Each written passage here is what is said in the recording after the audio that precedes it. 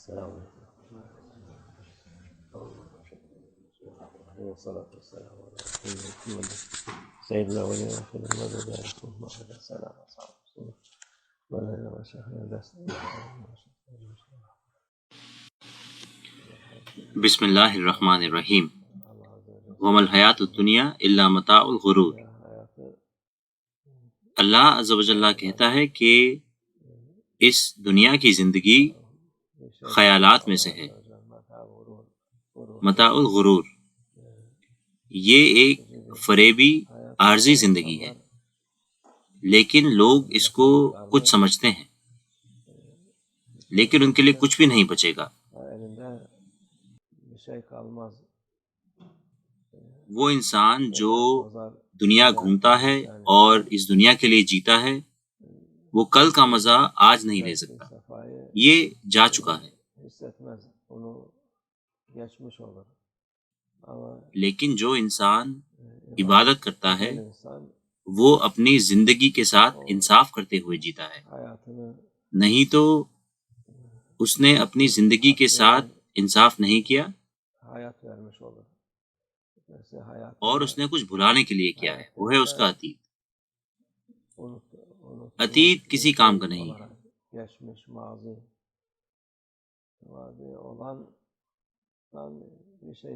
اگر آپ کچھ فالتو کرتے ہیں تو آپ کچھ نہیں پائیں گے، آپ نے اپنا وقت ضائع کیا ہوگا، آپ نے اپنی زندگی ضائع کی ہوگی۔ اگر کوئی یاد ہے اس کا بھی کوئی فائدہ نہیں ہے۔ فائدہ مند ہے اچھی چیزیں کرنا۔ آپ کو اس دنیا میں جینا ہے، اللہ نے آپ کو نعمتیں دی ہیں، آپ ان کا استعمال یہاں وہاں کر سکتے ہیں، لیکن جہاں بھی آپ جائیں آپ کو اللہ عز و جل کو نہیں بھولنا ہے۔ آپ کی ایک اچھی زندگی ہوگی اور آپ اس سے فائدے میں جئیں گے، نہیں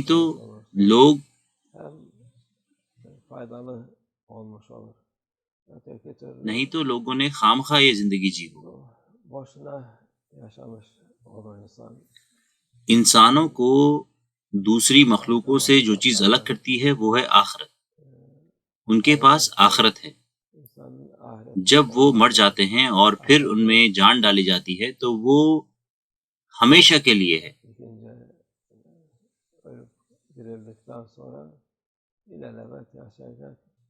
جانور دوسری مخلوق ہے۔